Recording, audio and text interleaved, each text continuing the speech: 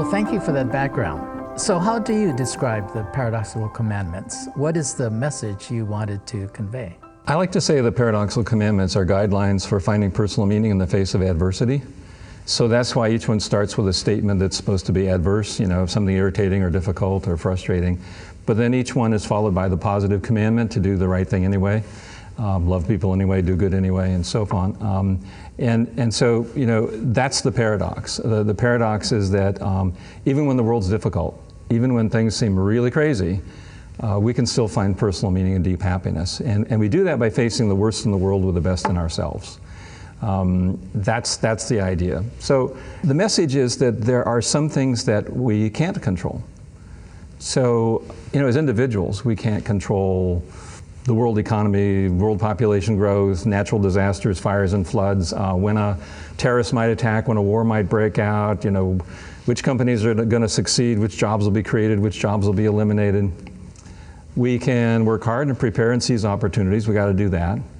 We can join with others to try to have an impact on external events. We ought to do that too, but there are things that as individuals we just can't control. What we can control is our inner lives, our spiritual lives. So you and I get to decide who we're going to be and how we're going to live. And we can live our faith, and we can live our values, and we can be close to our family and friends, and we can do what we know is right and good and true no matter what. No matter what. And the good news is that's where people have been finding a lot of meaning for thousands of years. And the even better news is that finding personal meaning is actually a key to being deeply happy. That's kind of hard to describe. What do I mean by deep happiness? I'm thinking of something that really touches the spirit, something that really connects with the soul. And people use a lot of words. They talk about self-actualization, self-fulfillment, being centered.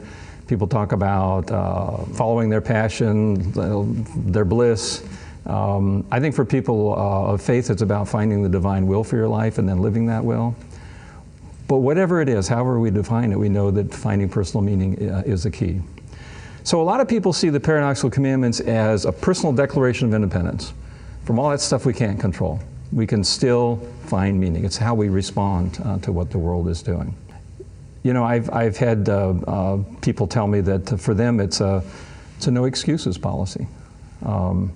Okay, some people are illogical, unreasonable, self-centered. So what? That's no excuse. You got to love them anyway. You don't want to limit your life by limiting your love. And maybe the good you do today will be forgotten tomorrow. So what? It's no excuse. You don't run out and do bad. That's not who you are. That's not your character. I mean, you got to do good anyway. I've had several people come up to me and, very kind of sad and thoughtful and said, Kent, you must have been having a really bad year when you wrote the Paradoxical Commandments. Because each one starts with a statement of adversity, right? Something difficult or frustrating. Actually, I wasn't having a bad year. I'm very optimistic. I think that things often will work out for you. I think that the idea is these statements are more of a what-if statement.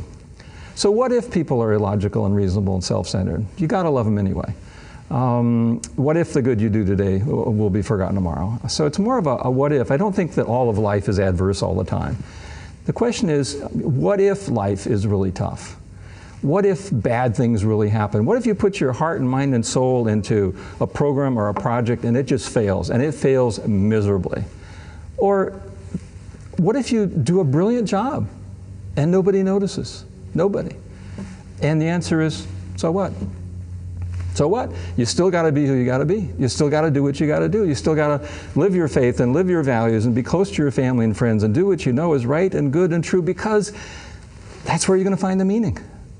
And that's where you're going to find the deep happiness. And you don't want to give that up. You don't want to ever give that up. Certainly not when times are tough. Certainly not then.